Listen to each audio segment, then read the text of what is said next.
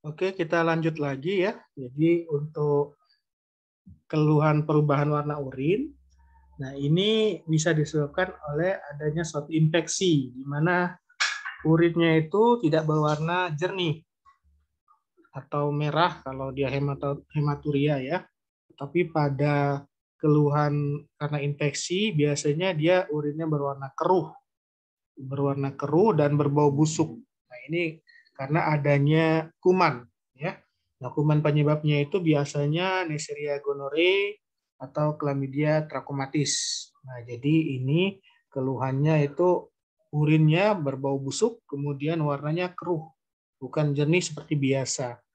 Nah, ini juga bisa disebabkan adanya prepitasi fosfat ya. Nah, jadi pada pasien yang kelebihan alkali ya bisa juga.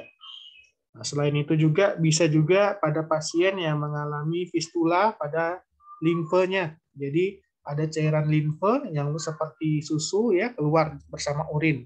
Nah, ini juga menyebabkan urinnya berwarna keruh. Tapi kalau dia limfe tidak berbau busuk, bedanya dengan infeksi.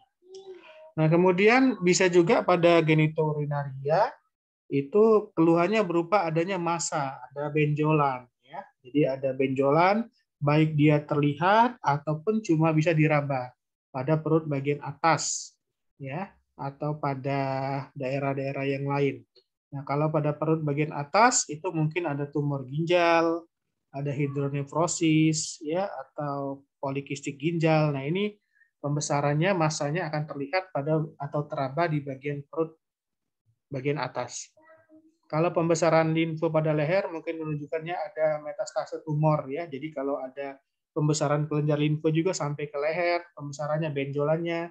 Nah, ini bisa jadi metastase dari tumor testis atau tumor prostat. Kemudian benjolan juga bisa terjadi pada selangkangan. Nah, ini adanya penyebaran tumor dari penis atau limfadenitis ya. Ada kankroid, sifilis atau limfogranuloma venerum.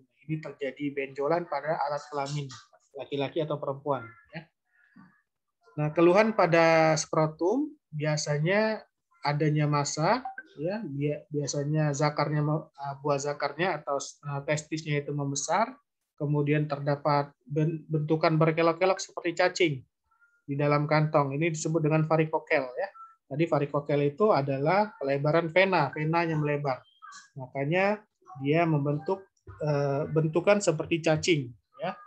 Atau bisa juga pada anak-anak ini keluhannya ya, pada kantong skrotumnya teraba satu testisnya atau tidak teraba testis sama sekali, dua-duanya tidak ada. Nah, ini bisa disebabkan undescended testis ya. Jadi testisnya belum turun ya, yang disebut dengan cryptorchidismus. Nah, jadi itu mungkin testisnya masih berada di rongga perut. Nah, ini memerlukan operasi secepatnya untuk dipindahkan ke dalam kantong testisnya. Bisa juga adanya tumor testis ya, jadi pada testisnya itu terjadi pembesaran, kemudian keras ya. Yang normal testis itu kan kenyal. Nah, ini pada tumor itu testisnya keras, kemudian berdungkul-dungkul ya. Kemudian ada juga hidrokel, jadi akumulasi cairan.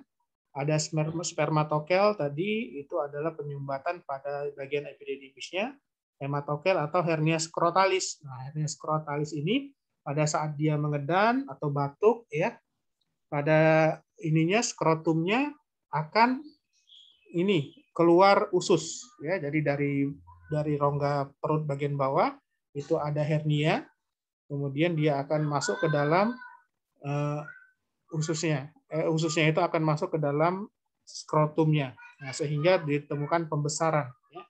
Jadi pasiennya itu mengeluh turun berok katanya. Nah, atau kundur kalau bahasa Sumatera ya, kunduran.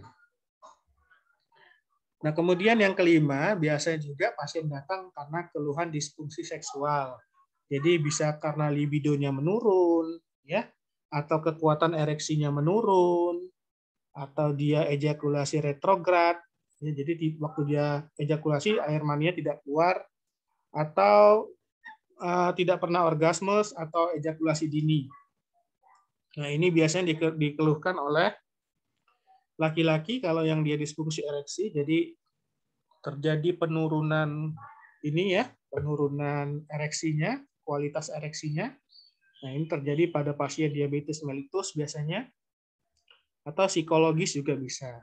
Ya. Nah, kemudian bisa terjadi keluhannya itu berupa luka pada glans penis, pada bagian lehernya juga bisa. Nah, kalau ada luka-luka seperti ini bisa kita duga sebagai sifilis, kankroid, atau herpes. Ya, ada luka, ada beruntus-beruntus atau keropeng-keropeng di daerah penisnya. Ada juga karsinoma sel squamous.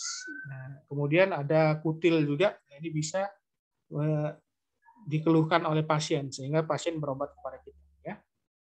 Nah, prosedurnya bagaimana? Yang pertama kita jelas akan mengidentifikasi pasien, dicatat secara lengkap nama pasien, ya, umur, kemudian jenis kelaminnya, alamatnya, pendidikan, pekerjaan, suku bangsa, dan agama. Nah, karena ini penting untuk penelitian nanti ya, untuk klaim asuransi, atau untuk justisia bisa. Jadi ini perlu diisi dengan lengkap. Nah, usia dan jenis kelamin penting karena beberapa penyakit biasanya itu cenderung pada usia dan jenis kelamin tertentu. Ya, misalkan pada perempuan dia lebih sering terkena infeksi saluran kemih bagian bawah, laki-laki sering terkena BPH ya, umurnya ya, pada BPH itu pada umur 50 tahun ke atas. Kemudian pekerjaan ya, jadi untuk menganalisis resiko penyakit, misalkan sopir, jadi dia cenderung terkena penyakit batu ginjal karena duduk secara statis dalam jangka waktu yang lama. Kemudian guru ya, nah itu rentan terkena penyakit batu ginjal. Kemudian catat keluhan utama. Jadi keluhan utama ini punya 3 komponen ya. Yang pertama jenis keluhannya apa? Tadi keluhannya kan ada 6 tadi ya. Ada nyeri, ada keluhan massa, ada keluhan berkemih, atau lain-lain tadi. Nah, kemudian setelah kita tahu jenis keluhannya, kita juga harus tahu intensitasnya. Ya. Kalau nyeri itu nyerinya nyeri sedang, nyeri ringan, atau nyeri yang berat. Ya. Kalau dia demam, itu demamnya tinggi, demamnya sedang, atau demam sedikit demam. Ya. Kemudian setelah kita tahu jenis keluhan, kemudian intensitasnya, kita perlu menanyakan kapan waktu ini dimulai keluhannya itu, sudah berapa lama, sejak 1 bulan yang lalu, sejak 1 pekan yang lalu, atau sejak 2 hari yang lalu. Dan itu harus ditanyakan. Itu kriteria keluhan utama mempunyai 3 komponen ya tadi ya, jenis keluhan, intensitasnya, dan waktu keluhannya itu sudah berapa lama. Nah, jadi kadang-kadang keluhan utama ini tidak disampaikan oleh pasien ya. Jadi dia kurang tergali keluhan utamanya. Jadi dia esensinya itu malah ke yang lain ya. Jadi kita harus pintar-pintar memilih keluhan utamanya. Kemudian tanyakan riwayat perjalanan penyakit sekarang. Jadi dibuat kronologisnya. Sejak kapan ya keluhan itu dimulai, dengan kata-kata kita sendiri dibuat. Ya, jadi kita interpretasikan dari penjelasan pasien. Ya, kita bisa menggunakan kata tanya apa, ya, mengapa, bagaimana, bila mana. Ya, jadi disusun kronologisnya sejak awal keluhan itu timbul. Ya, berapa bulan yang lalu atau berapa pekan yang lalu. Nah, yang ditanyakan juga waktunya, kapan, sudah lama atau belum keluhannya, kemudian sifat nyerinya tadi, kalau nyerinya menjalar itu bagaimana ya, sifat nyerinya terus-menerus, hilang timbul, atau bertambah berat, atau berkurang ya. Kemudian lokasinya tadi, di mana lokasinya menetap, menjalar, atau berpindah-pindah. Kemudian apakah ada hubungan dengan waktu, misalkan nyerinya lebih dirasakan pada pagi hari daripada siang dan sore, atau terus-menerus nyerinya ya. Kemudian dengan aktivitas, misalkan bertambah berat, tadi benjolannya itu pada skrotumnya bertambah berat saat dia mengedan atau dia mengangkat barang berat ya, dan dia akan mengecil benjolannya kalau dia beristirahat. Nah, itu menunjukkan suatu clue ya. Kemudian keluhan-keluhan lain yang menyertai serangan, misalkan adanya demam ya, atau adanya kencing berwarna merah atau apa, tadi dicatat keluhan-keluhan lain. Kemudian keluhan ini sudah dirasakan berulang kali atau baru pertama kali. Itu harus ditanyakan pada riwayat penyakit sekarang. Kemudian faktor risiko dan pencetus serangan, ini juga ditanyakan ya. Misalkan apakah mempunyai banyak pasangan seksual ya. Kemudian apakah mempunyai riwayat merokok. Nah, ini ditanyakan faktor risikonya. Kemudian ditanya apakah ada saudara atau teman dekat yang menderita keluhan yang sama. Kemudian dicatat perkembangan penyakitnya ya. Kemudian ditanya upaya apa yang sudah dilakukan, sudah makan obat apa. Nah, kemudian untuk gejala Lutz, ya ada gejala keluhan kelainan saluran kemih bagian bawah, tanyakan ada gejala iritatif nggak? Jadi tadi ada rasa ingin berkemih terus-menerus, atau rasa anyang-anyangan tadi ya. Kemudian ada gejala obstruksi, ada atau tidak ya. Kemudian tanyakan ini semua yang sudah dijelaskan tadi ya. Kemudian riwayat penyakit dahulu. Nah, ini kita gali kemungkinan-kemungkinan penyakit dahulu yang mungkin berhubungan dengan penyakit sekarang. Atau bisa jadi penyakit dahulu itu merupakan penyebab penyakit sekarang atau komplikasi ya. Penyakit sekarang ini komplikasi dari penyakit yang dahulu. Tanyakan diabetes mellitus ada atau tidak ya. Kemudian gagal ginjal ada atau tidak. Nah, kemudian tanyakan riwayat penyakit dalam keluarga. Jadi ada kemungkinan penyakit-penyakit herediter, familial, penyakit infeksi, ya ini perlu ditanyakan. Kemudian riwayat pribadi, data sosial, ekonomi, pendidikan, kemudian kebiasaan merokok, minuman alkohol, obat-obat terlarang, ini juga perlu ditanyakan karena merokok itu bisa jadi faktor resiko untuk BPH, benign prostate hypertrophy. Dan kemudian nokturia juga bisa terjadi pada orang yang sering minum kopi pada malam hari atau minum alkohol. Jadi itu akan menyebabkan terjadinya peningkatan frekuensi berkemih pada malam hari.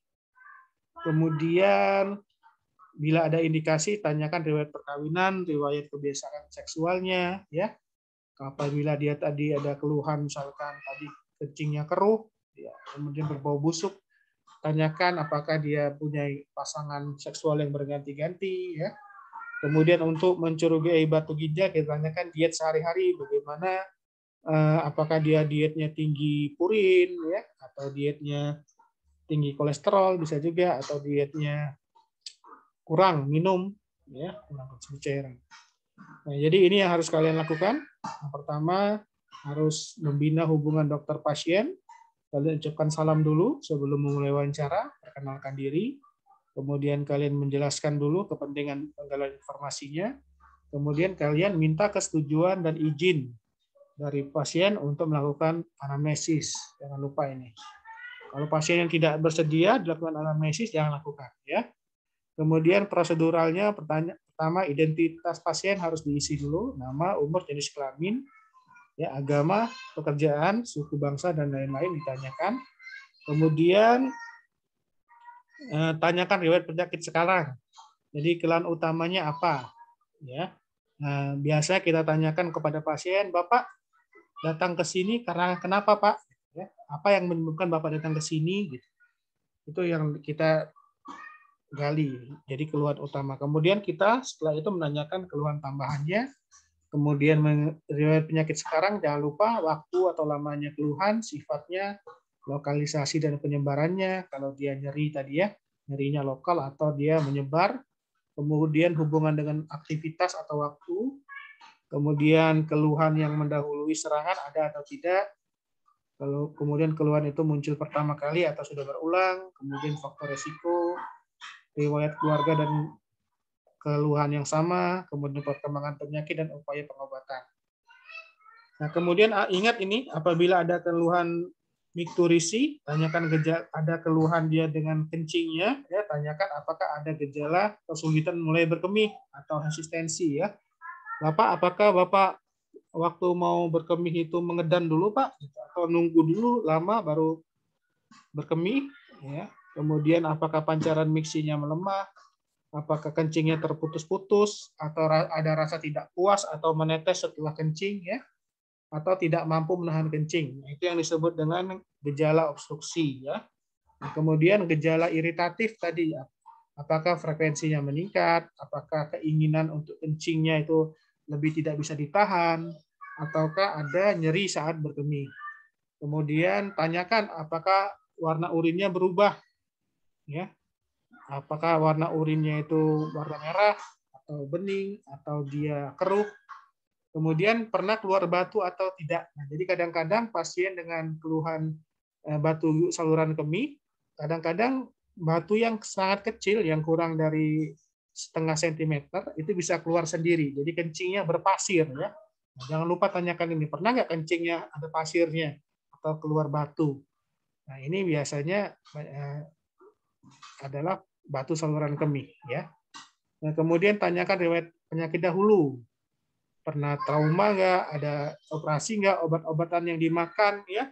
Jangan-jangan dia habis makan rifampicin, kencingnya merah. Makanya dia berobat. Nah, ternyata habis makan rifampicin atau obat anti tuberkulosis. Wajar itu, ya, dia menyebabkan kencingnya warna merah. Kemudian tanyakan penyakit dalam keluarga, ya. Dan jangan lupa gali riwayat pribadi, jadi kebiasaan merokok, minuman alkohol, ya, penyalahgunaan obat terlarang. Jadi merokok tadi erat kaitannya dengan BPH, minuman alkohol dan kopi itu erat kaitannya dengan nokturia, ya, kencing pada malam hari. Kemudian pola diet, aktivitas dan olahraga.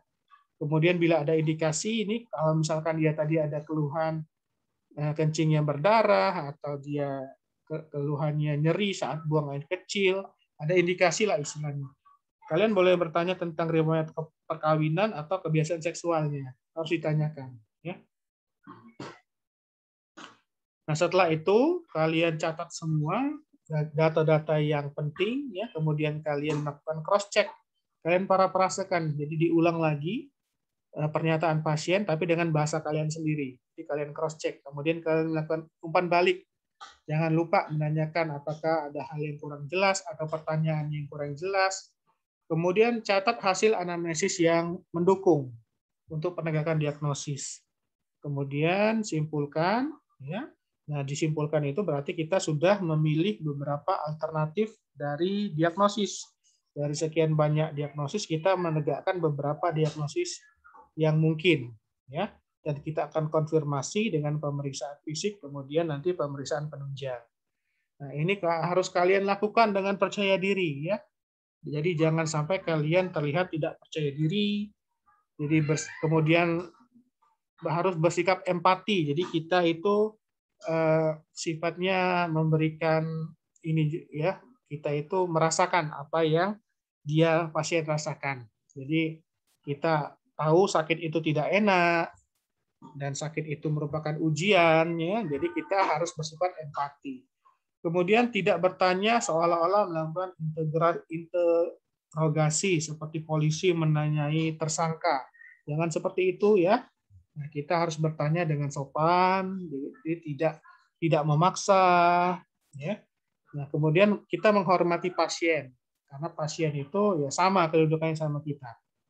Kemudian kita akhiri anamnesis dengan baik. Nah, dari sini anamnesis kita akan melanjut kepada pemeriksaan fisik. Nah, jadi diberitahu Bapak cukup untuk wawancaranya.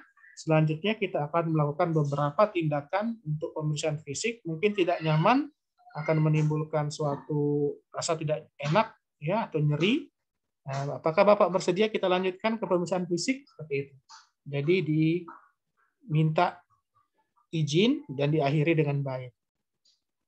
Oke, sampai sini adik-adik ada yang mau ditanyakan, Kak? Silakan yang mau bertanya. Zahara, Sezia. Dari saya cukup jelas, dokter. Cukup jelas? Oke, alhamdulillah. Farhan? Untuk terkait materi saya tidak ditanyakan, dok. Tapi mungkin untuk tugasnya, dok. Boleh nggak? Oke. Tugasnya seperti biasa. Jadi kalian akan melakukan anamnesis dengan pasien simulasi. Jadi kalian bisa pilih ya berbagai macam penyakit yang berhubungan dengan genitourinaria. Jadi bisa penyakit ginjal, penyakit saluran kemih, penyakit kelamin, atau lain-lain ya. Jadi dibuat skenarionya, kemudian kalian lakukan dengan pasien simulasi. Dilakukan dari awal, dari hubungan dokter pasien, kemudian identifikasi pasien, kemudian kerangka anamnesisnya, sampai mengakhiri anamnesis tadi. Seperti itu, Farhan. Baik, dokter. Terima kasih banyak, dok. Anissa? Dokter izin bertanya, Dok. Silakan. Mungkin terkait dengan inkontinensi urin, Dok, maksudnya dengan sholat, Dok, mungkin kalau dokter ya. Jadi misalkan gimana, Dok, seandainya kita sebagai pasien atau orang yang sakit, terus kita punya penyakit ginjal, Dok, di mana kita nggak bisa nahan buang air, Dok. Untuk wudunya bagaimana, Dok? Oke, jadi kalau kita sakit ya seperti itu, jadi diusahakan ya memang untuk sholat kan kalau kita menetes air kemih itu kan batal wudhunya, ya. Nah, jadi memang untuk sholat harus dipersiapkan lebih matang ya. Nah, jadi dia bisa dihabiskan dulu berkemihnya, jadi dia memang menghabiskan dulu kemihnya ya, jadi agak lama dia di kamar mandi, baru kemudian dia sholat. Seperti itu. Jadi kalaupun dia tidak bisa menahan benar ya kalau dia keluar ya harus batal sholatnya, harus wudhu. Jadi ya Allah tidak akan membebani seseorang kecuali dengan kemampuannya. Jadi kalau kita sudah berupaya sedemikian rupa ya memang harus batal sholatnya yang harus diulang.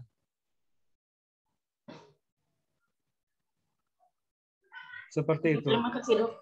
Ya, jadi memang harus pada orang-orang yang mengalami inkontinensi urin ini, ya berarti dia harus memeriksa, mengecek, ya apakah dia keluar nggak waktu dia sholat itu.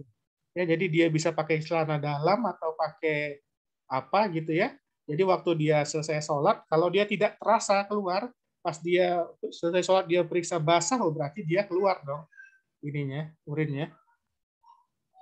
Ya, jadi dia harus mengulang. Tapi kalau dia tidak basah, dia tidak terasa, dan dia tidak meriksa ada basahan, berarti dia tidak kemih. Jadi bersyukurlah kita masih sehat ini ya. Jadi kita manfaatkan waktu sehat kita ini untuk ibadah sebaik-baiknya. Ya, jadi kata Rasulullah, nikmatani maghbunun fihima katsirun minan nas, as-sihat wal faror. Dua nikmat yang sering dilalaikan manusia nggak sadar itu nikmat yang besar, yaitu waktu sehat dan waktu luang. Saat waktu kita sehat, nah itu harus dimanfaatkan untuk beribadah, ya. Karena banyak sekali orang yang terbaring sakit sekarang berandai-andai, dulu coba saya sehat dulu saya akan beribadah dengan rajin, akan beribadah sungguh-sungguh. Ya, tapi penyesalan tinggal penyesalan, sudah tinggal sakitnya dia. Ya. Lebih parah lagi kalau sudah dalam kubur baru menyesal. Ya Allah, saya nyesal sekarang, pengen minta dibalikan ke dunia lagi. Kalau dibalikan ke dunia, niscaya kami akan beramal soleh. Dan itu penyesalan itu nggak akan ada gunanya lagi. Nah, jadi mending sekarang kita sering-sering mendengar nasihat, ya sering-sering kita memperbaiki diri kita agar tidak menyesal nanti. Ada lagi yang mau ditanyakan? Silakan. Udah cukup jelas ya? Nah, jadi yang penting kalian harus bisa ini adalah menentukan diagnosis dari anamnesis genitourinaria ini.